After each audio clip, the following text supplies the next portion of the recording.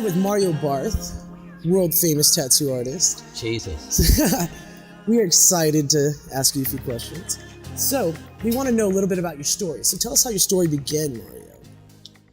Well, I don't know. I mean, where you want me to start, right? Go all the way back into my childhood, then I have to lay down on the couch and make this really work. And maybe that's the reason why. Yeah, I think a little bit of the origin story would be cool to understand, because we don't understand we understand Mario Barth as a tattoo artist. We see you in the news, we see you in the media, but what we don't know is the nitty gritty, the story, the backstory, like why you were doing this and how you started doing this. I mean, everybody knows I grew up in Austria, right? I'm born in very simple environment, right? I was born in 1966, so what most people don't even know anymore, it was only black and white TV in Europe, and it was not a lot of stuff going on at that time, besides that they were still rebuilding all the countryside, from the Second World War, right? It was just 15 years later, so it's not or 10 years later where everything happened. So I grew up in very simple surroundings.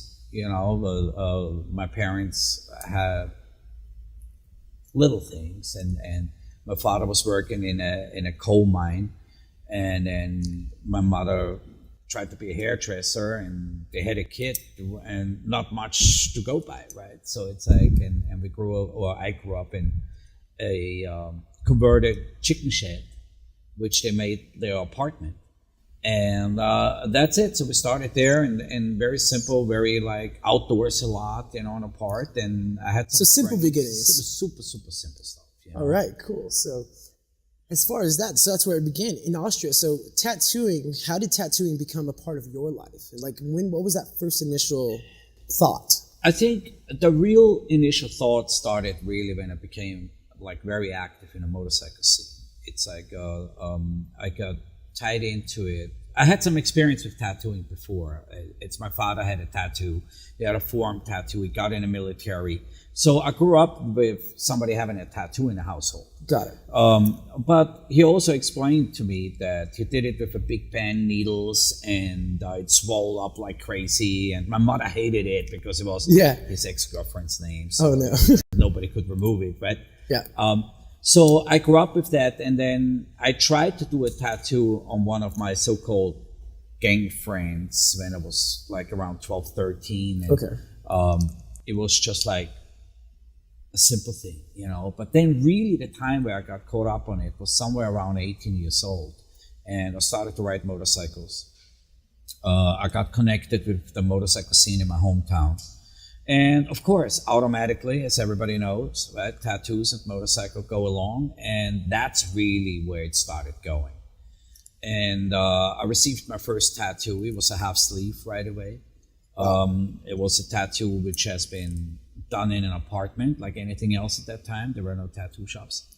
And I still have it today. And I think that's the most influential tattoo which I carry, because it was also on the kind of reminder of your roots. Yeah, it was the design on my sissy bar from the motorcycle. So, and for my first chopper, and I still have the tattoo today. That's cool. From the same guy.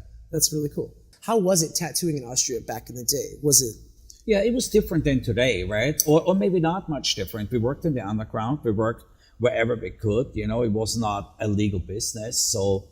It was very frowned upon, so we were just working wherever we could, where there were no people around, right? If this was a clubhouse, a motorcycle meeting, a cellar, a basement, things that people don't want to talk about today, right? Because the most tattoo artists which talk crap about people which start in a basement somewhere forgot that they started in the basement too. Maybe not in the basement, but they started in their living room, in their kitchen, wherever they were, I mean, this is nothing else as a basement tattoo artist. So it was a little bit different in the time. There were no shops. It was very tricky to work with other people because there was an instant fight going on as soon as somebody knew that you were a tattoo artist. So tattoo artists and tattoo artists at that time did not like each other much. They thought very territorial, and rightfully so, right? Because every tattoo artist which worked at that time, or the most of them, were very territorial. They were either way with a gang, they were either way with a motorcycle club, there were some associated with territory. and the tattoo artist enforced their territory. So it was a little bit tricky at the time. We couldn't get tattoo machines. Yeah. It was not like today. There was no internet. There was no cell phones. There was no. So we had to create the machines or find out over friends know somebody to a friend to buy a tattoo machine. Yeah, exactly. I mean, companies like Spalding and Rogers or Stanley Maskovitz, right, with his brothers, and S&W and National Tattoo, or Mickey Sharps, especially from England. Those were really Ronnie Starr. Those were the big heroes, which were manufacturing supplies. Okay. So going forward, now you're tattooing. It's territorial. When did color and ink get involved in Mario Barth? Like, what was the initial thought that made you move forward into being like, I need to mix my own color? I think the biggest influence in that part is the Austrian style of tattooing, right? Because when we tattooed, like when I say we, like I talk about Bernie Luther, Klaus Foreman, the people like Connie and Graz who tattooed me first. What basically happens at that time, there was not a lot of chances to purchase any pigments. So they were very, very limited. And then there were maybe 3, 4, 5 different shades of color, right? There was black, white, yellow, some blue, which turned greenish, black, and stuff like that. Mm-hmm. So what happened was, like, we had to mix the shades.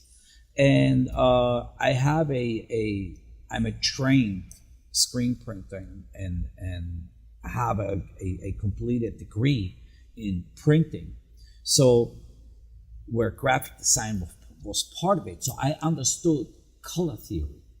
And I started mixing the colors because for me, 5 colors were not enough.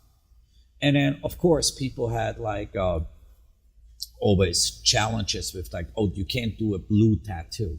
It's going to turn black. It's going to turn like crap. So when I started to work and use white to mix into the blue, I started to create all these different shades. And that actually started to break the straight concentrated blue pigment, and it made it stable because it was just too concentrated. Yeah. And when they started breaking it down with a white color, then you get all these gradations. Yeah, these and of course, possibilities, yeah. If you can do it with one color, hey, your brain tells you, let me try this with every other color. Yeah. And then it started to go. So from one blue, from 1 second to another, now I had 10 different ones.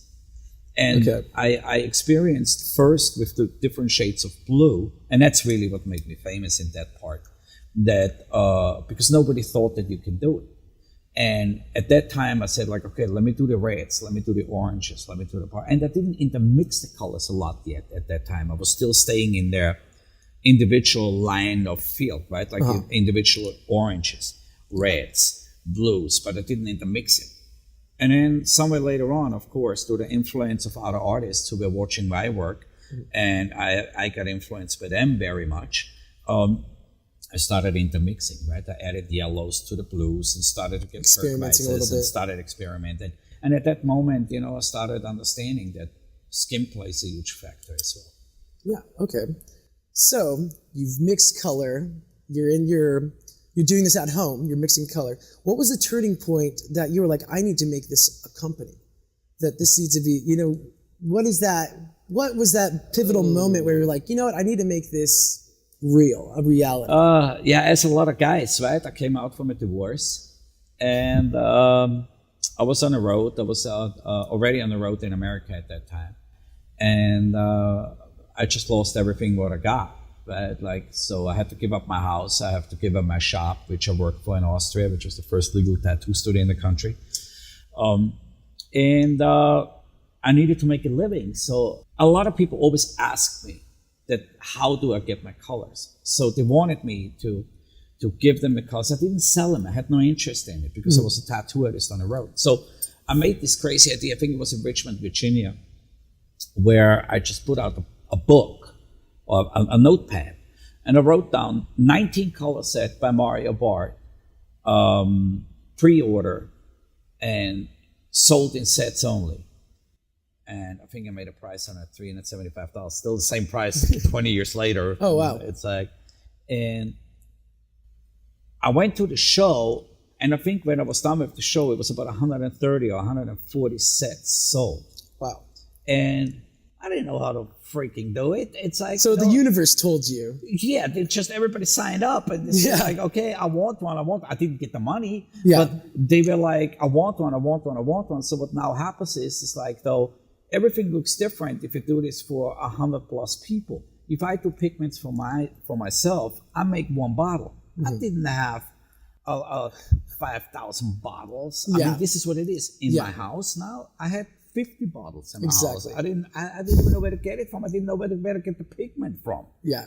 So I'm like, holy crap, I gotta mix this shit. And then, it takes you a week when you work at home a little bit and you make your set of 10 colors. It takes you a week. Now I got 19 colors and 120 plus or 30 or 50 sets, whatever it came up to. Yeah. And you talk about 3,000 bottles of pigment. Out of your house. Out of my house, in a blender, where you can get like 10 bottles out of each mix. Oh, wow. And each one is so I went out, I bought like 20 blenders, and I put them all over the house. Oh, wow. And of course, I put all the powder in and did all this stuff, and I did it in my parents' house at that time because I didn't have a house. So, they were kind enough in the States to give me a place to stay whenever I came back from the road. Okay. And my mother was mixing and my father was helping, and then the cats were blue, green, yellow because the powder is all over the house. God. And then there's a cat walking by with a blue mohawk. Blue mohawk. It's crazy. But that's how it started, really, And then I did it like we closed them off, and then I was like, somehow people wanted to know what's in it, right? And then I started to go and say, I just put it on what's in it so people know.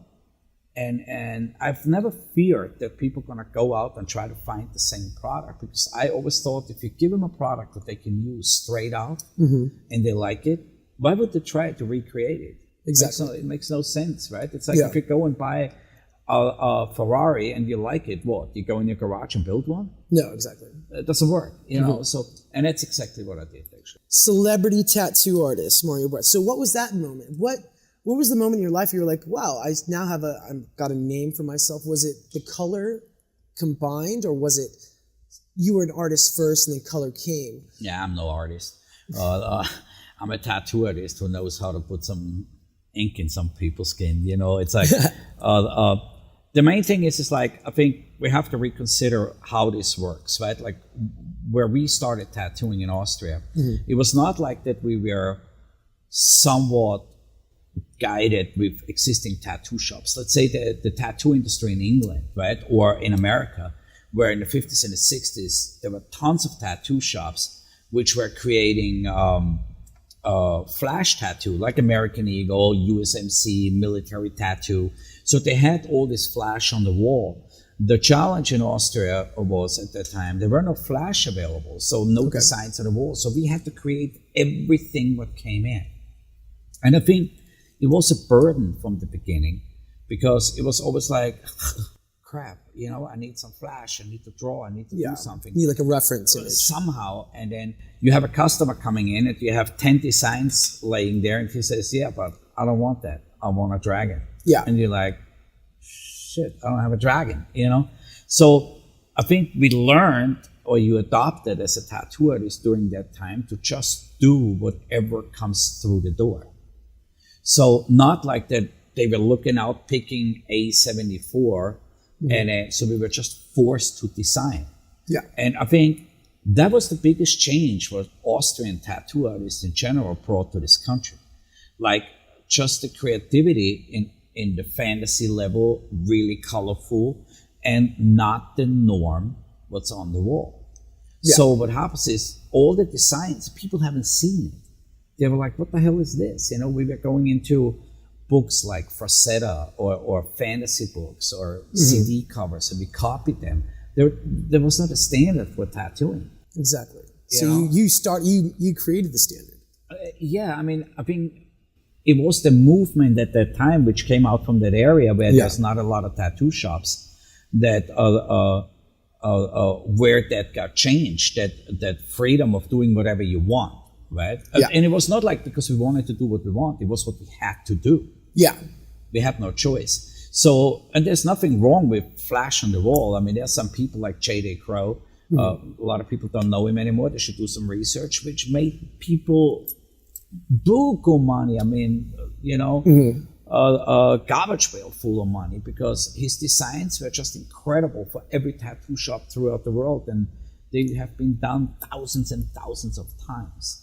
So I think by sticking out like this, to get quite back to the question, by sticking out like that with that unique style, and especially in my case, the versatility, right? Like, because I was one of the first artists, which are at the time National Tattoo Association was the biggest organization in the world, the best organization in the world, and the most desired organization in the world, where you want to go and compete, right? Competition's lost its stigma today a little bit, because there's so many shows. Today, I think every year there's about 600 shows worldwide. At that time, every year there were 10 shows. So you went there to compete, to show your best work, and there was only a handful of tattooers, like 50, 60, and they competed against each other with the best work. So the big part, what happened by me was like, because I was so versatile, because I had to listen to my client. I was versatile in coming in as a portrait tattoo artist, fantasy tattoo artist, color tattoo artist, black and gray tattoo artist, tribal tattoo artist, equally as strong. Yeah. And I think that's what made solidified. The point that people started to seek me out. And I think it's still today, 40 years later almost now, right? The same. I mean, I'm very versatile in what I do. I don't care what it is. I don't care if it's a rose, a portrait, a color portrait, a 3D rendering. I don't care. I'm a tattoo artist in blood, and I get paid for my services, which is to put a great tattoo on you, but it's your artwork, and I'm just a creative for it. Exactly. So we are a collector of Mario Barth tattoos. Getting a tattoo. Yeah, I think really that the true gift of a tattoo artist is really to read its client's mind, right? Yeah. That's a true gift. And I always say this, and I know it's always getting flack from a lot of people. We're craftsmen first, right? Like, we need to learn a craft. The craft is to learn all the trade of tattooing, like how to use the needles, how to use the machines, how to use the tools, how to use the part. And then you need to listen to your client, and you are a commissioned artist, because the client tells you what to do. Yes. Regardless if you think that you pick everything out, he's still telling you what to do. Exactly. He tells you where to place it. He tells you how it should look. So you still work after his guidance. So, and then when you could learn this craft to the fullest, then you can start putting your artistic abilities in it and try to create the best artwork suited for that client. Yeah. And I think that's where it really starts to separate the boys from the girls. Yeah, I see what you're saying. So, the future for Mario Barth, what do you have planned as far as your career, your companies? Is there anything exciting coming up? Yeah, I mean, every day of my life is exciting since I'm tattooing, right? It's I mean, there's a couple parts in my life. What I have to say, it wasn't always easy, because I had to battle my own industry, and I battled the outside, right? I believe from day one that education is the key, and I will believe it till the end of the day. I believe that we have to bring education to the tattoo artists from the bottom up. With the colors, bring the best products, bring the best artwork. As a tattoo artist, bring the best what you can every day, to work, regardless what goes on into your life, and for me, it's like I never went to work, right? So, like I always say this, I do this 24 hours a day. Yeah. So I sleep very little, and I'm up 20 hours a day, and my life is surrounded by tattooing, is submerged in tattooing, and I'm surrounded by tattoo artists, and everything I create is around tattooing. So I don't know, what's the future? The same as the past, right? There we go. Tomorrow, create something new, make it better, try to teach it to other people, regardless if they start tattooing today or if they're tattooing 50 years already. if I have something that I can give up to somebody else, I'm more than happy to do it. I always believed in a very big saying. What I have is, if somebody decides it's important enough to ask me a question, it has to be important enough for me to answer it. And I believe by that, you know, I live every day by that, and it's exciting times. It's every day you wake up, there's a better tattoo artist emerging, you know. They tattoo now 6 months and they're better than the rest of the world. Oh man, you know? yeah. But the challenge also, what's very interesting to see is that the best artists today, which just emerged 6 months ago, are already the standard of tomorrow. And that's really interesting for me, because it's exciting to see how far it can. So it's just like this wild enigma that just keeps growing and changing daily. I think it's organically morphing, right? Yes. It's something what tattooing has never seen. I think it's so exciting, so futuristic. If you look at it, if you look at the work throughout the world, regardless of which continent people are from, Russia, China, Japan, America, Europe, it's unbelievable. I mean, the work what comes out, and they're beating each other by the day. So it's not something what's like in our time, where it took every 10, 15 years an artist came out where you were really inspired by. Today it's like every week somebody is coming out where you're inspired by, right? You're like, you look at it, it's like, oh shit. That's really cool, yeah. Fuck, you guys are good. Yeah. You know, and they're doing stuff you haven't seen before. And whenever people think, oh, this is it now, this is it, this is the curve, it's like, you're still on the bottom of that curve. You're still climbing that mountain, you know? Exactly. So I think it's good. So thank you so much, Mario. It's been exciting, informative to get to know you, actually. So anything else you want to say to Intense people or people in the world? No, I mean, you know, I think there's a lot of people which were very inspirational to me, you know, and I think it is not really always the top people in the world, right? Like for me, always people were inspirational to me, which worked hard on their craft every day, or the artistry, or to create something new, to bring a lasting change in this industry, you know, for the better or the worse, because nobody knows, right? Exactly. It could be for the worse today, it's maybe for the better in 10 years from now. So I believe that all those people which still inspire me when they start working today, and they're 17-year-olds and they just came out from art school and they throw everything away to be a banker and become a tattoo artist and want to go that route, you know. So I think it's great. You should keep doing it, and I really appreciate it, because it makes my day go by faster, and makes me more excited to get up tomorrow. Awesome. The man who never sleeps. Sweet. Thank you. Okay.